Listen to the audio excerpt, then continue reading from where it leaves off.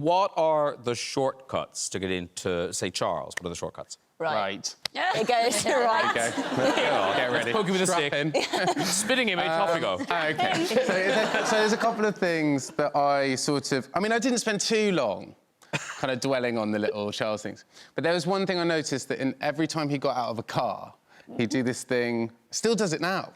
I saw something recently where anyway, he gets out of the car and he goes, cufflink.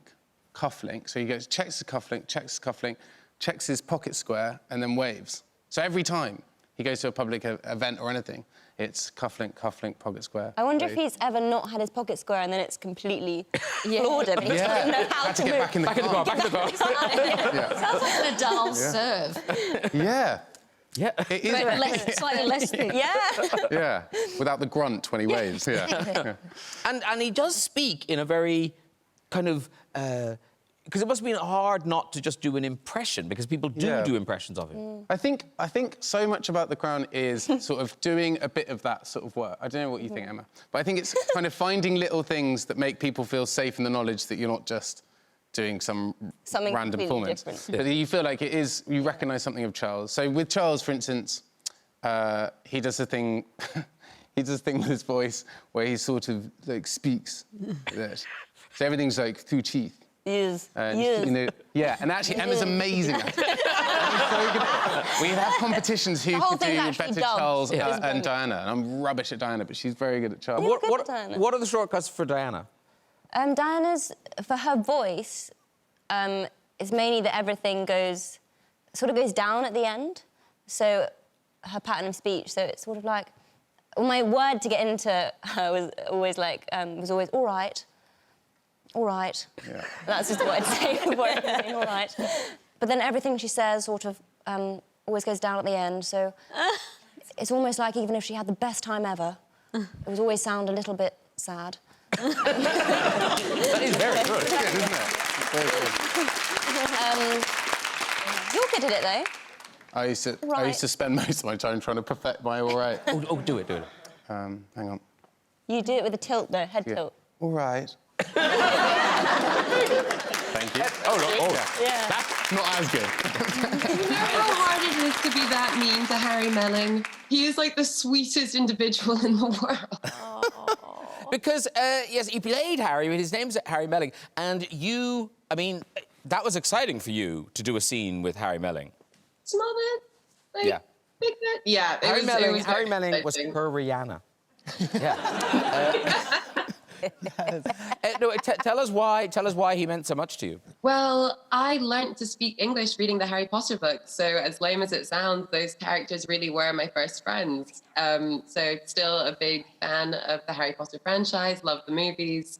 Oh my God, look at him! He played Dudley Dursley. I mean, he's not an obvious one. Presumably people don't come up to him all the time. He's still part of the universe! So what language were you speaking when you learnt to speak English through Harry Potter? Spanish. Oh, OK. And yeah, I'm Argentine. So when did you come to London? When I was 6, but I only learnt English when I was 8, because I was convinced that if I didn't speak the language, my parents would have to take me home. And that failed miserably. So, yeah, had to learn. I was just in America, and everyone I met wanted to talk to me about this version of Drag Race. So they all wanted to know, oh, are they as good as the American queens, blah, blah, blah. What do you think? What are the differences? What are the strengths? I don't see how that's any of your business. It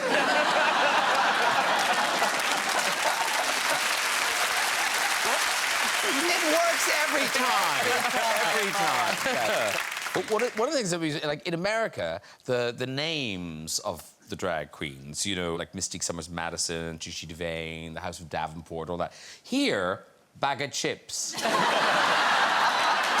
Cheryl Hole. They are good. Yeah. Do you have a... Do you collect drag? Do you... Do you get it? Yeah, Cheryl Cole. Yeah. Do you collect drag names? Do you kind of... Oh, yes. I've named several queens. I mean, not even before this before Drag Race. I can feel a person's energy, and I can tell what their name should be. you know. OK, so on the couch, would you give drag names to our guests? Oh, I'd love These two? Yeah. Okay. I'd love that. All right. All right. I'll start with Jack. Where were you born? I was born in Putney. It's a very rough part of London.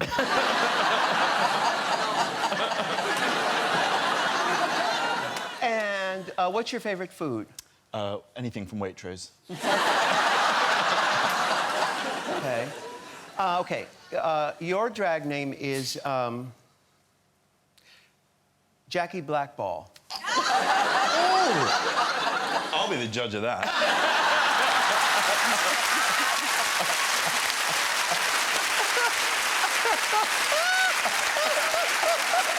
I channeled her.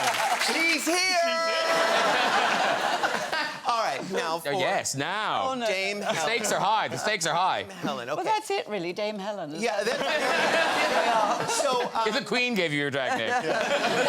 what was the first record you bought? The first record you bought at I don't 14? think I ever bought a record. I didn't have a record player when I was 14, believe it or not. Did you have a favorite band?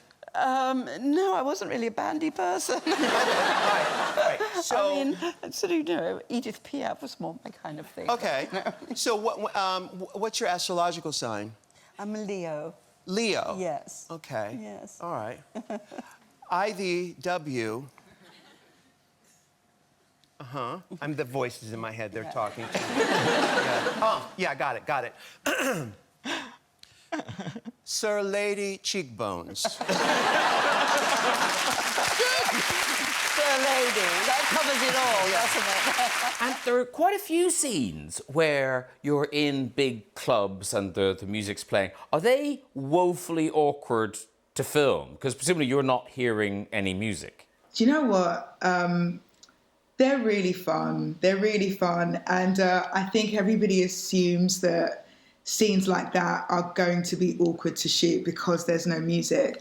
But I like to make it one of my objectives to make the crew laugh, to make the extras and the supporting artists laugh. So I always go like really far, like in the rehearsal, to get people to break the ice, and then everybody's having fun. And actually we've shot club scenes for the entire day and had messages back from the supporting artists saying, "Oh my God, that was so fun. I didn't think it would be that fun." So I enjoy it. Actually, I'm saying I'm meeting you because we nearly worked together, didn't we?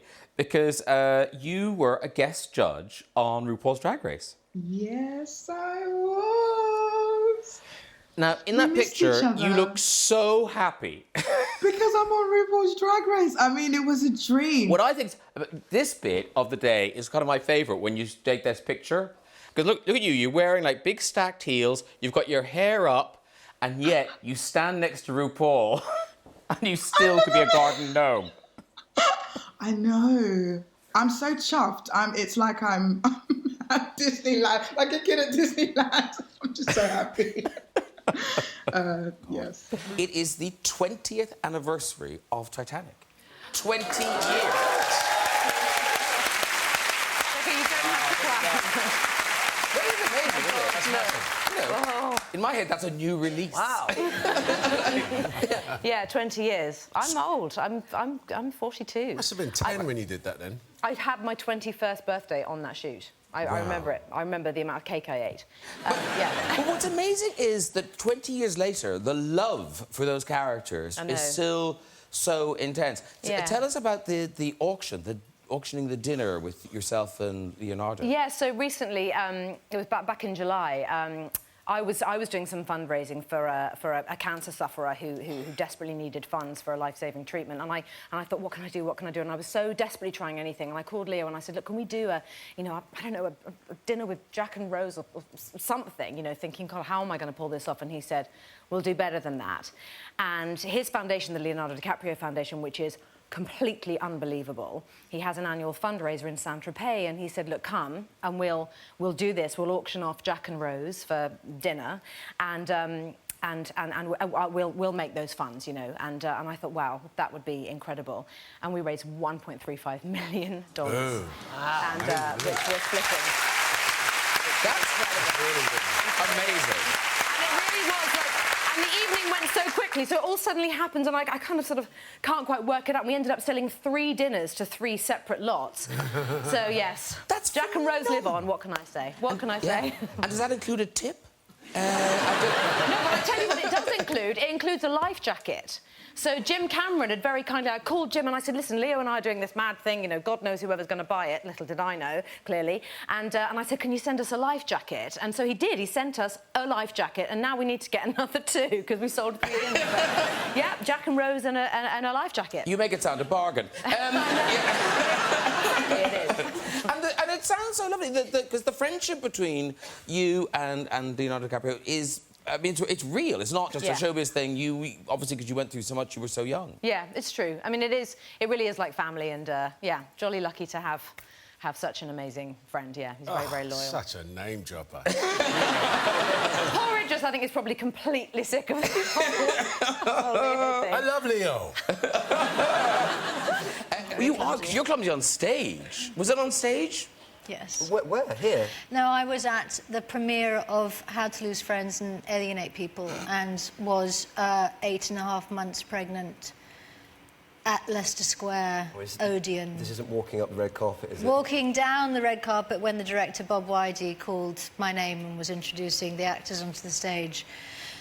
I plonked down to the stage and as I was walking, he was making jokes about me. Oh, just making funnies, being a funny man. Yeah. And when I got to the stage, for some godforsaken reason, I decided to pull a fake punch on him, and I put my hand on his shoulder, and I, you know, did that, and he went along with it, and he reared back, and ha, not very, and it looked like I'd hit him, and I stepped back, and lo and behold, there was a row of lights behind us. And I went head over heels. Whilst pregnant, though. 8.5 months pregnant. Feet up in the air, Leicester Square Odeon, full of people. Lit from beneath. Pretty sure I was wearing knickers. And the entire audience gasped. I don't think it must have been an amazing noise. Recovered. Everyone going... They did. I don't think they recovered for the rest of the evening. Were you all right? Well... Yes, I was, but the next day I thought that I'd play another prank on the director and sent out a mass text announcing the birth of my child, as if that event had caused the birth of the baby. What I didn't realise is that when Bob got the text, he was in the middle of doing radio interviews all day and announced the birth of my child. So the whole thing was completely backfired from beginning to end. He actually had to call the radio stations and say that was a lie. So you have to do some bonding in Bridesmaids, didn't you? We did. Well, you know, we did a little bit of rehearsal like that, and a lot of the film was improvised. So we were I was prepared for that a little bit. Well, we kind of just played a lot of games. Like, there's a scene where we're kind of sitting on a cop car, and I play a cop in the film. Right. And we would just play Would You Rather a lot. You know that game, Would You Rather? It's a pub game, yeah. Yeah, like, would you rather have a nipple on the end of your nose or a tooth growing out of your cheek? Or would you rather have to eat a bat full of poo or have a small bird poo in your mouth every morning for the rest of your life? I think that's easy. Which would you go for? You'd get the bird, wouldn't you? No. No. But you have to do it every day for the rest of your life. But you get used to it. The bird would become your friend. It'd be nice to wake up, here comes the birds. Yeah. Morning poo, and then off you go. It's full of poo. I suppose a bird poo is only quite wee, isn't it? You could go for a very small bird. No. You get to choose. No, you don't get to choose. What is it, an albatross? It's a raven. You said a small bird. A small bird. Can I ask you one? I'll think one. Yeah. When you're at Glastonbury, right, and you go backstage, and there's Beyonce who's waiting for you back here. My friend, yeah. So would you rather, when you go up to her and you're speaking to her, would you rather sneeze and have both barrels blow snot all down your face, or cough and shit yourself?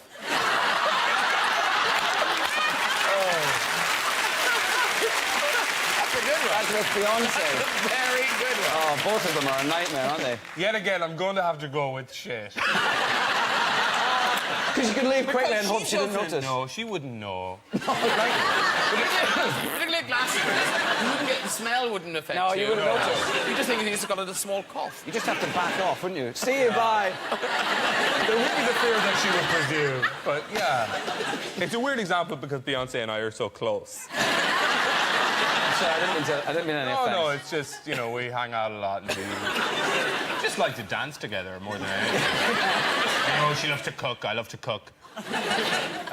We're just close. Yeah. I don't want to talk about it. No, listen. Manuel Miranda, I would say you don't sound like the easiest of children. You recently tweeted some letters. These are genius. These are letters you wrote to your parents from summer camp. Yeah. Okay. So the first one's kind of a form letter. So it's hi from camp, dear mum and dad, how are you? In hell. Okay. Yesterday, I realised that my tent was full of morons. Oh, my God. Today, these really annoying kids are bugging me. us, yeah. Tomorrow, excruciating, boring class begins. I can't wait to go home. Please send me some Mad magazine, something like that. Lovely, Miranda. P.S. The kids are okay if you get used to them.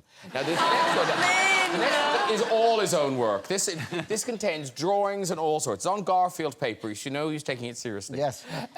Dear family, hi, remember me? I'm the kid you ditched in the woods for a month. You know how we hardly ever go to Mass? Well, I go every Sunday. Here's a picture to remind you of me. And it's you jumping off a building. I didn't like that.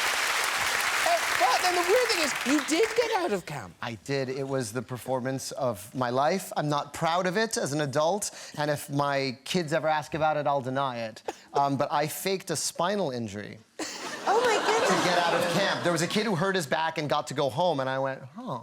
And then the next day, I was alone with a friend of mine. I threw myself on the floor. I pretended I couldn't feel my legs. And I was rushed to the hospital. And I had to keep up this performance all summer. And I had a fake limp. And I had x-rays at Bellevue Hospital in New York City. But I went home. I got to go home. Yeah. What happens to you is just amazing. It's wonderful, you know, that you know, you're very successful in this country and much beloved, but now you see kind of the world discovering you. But now you see you in things like Vogue and all these things, doing high fashion shoots and stuff. Like, is this what you dreamt of? Is this when you thought, at last, they cover of Blue Homo Vogue? No. That's, I love my job very much. I love it. I love going to work, which is, I know, very lucky. Yeah. But the other stuff is a bit embarrassing, isn't it? But do you have to do it? Do you have to kind of rock up? You have to do it. I think I've been sort of persuaded to do it. I don't really know. Do you know if you have to do it? I think they tell you. You have to do quite a lot. They of it. tell you have to do it. You do a lot. Yeah, she has to do it. Yeah. We don't have to do it. But do they say... But they persuade Oh, no, us. you have to. Yeah. Because I don't know that I do. But then suddenly you find yourself... It's important. Try Is that. it? Yeah. They say that? They say that. It's yeah, they do important. say that a lot. They said you had to do this, right? Yeah. Even I've been told I have to do this. Genuinely... Even they've been told they have to do this. But this is genuinely one of the things that's really enjoyable to do. Oh, bless you. I mean that. Oh, that's very nice. Drink up.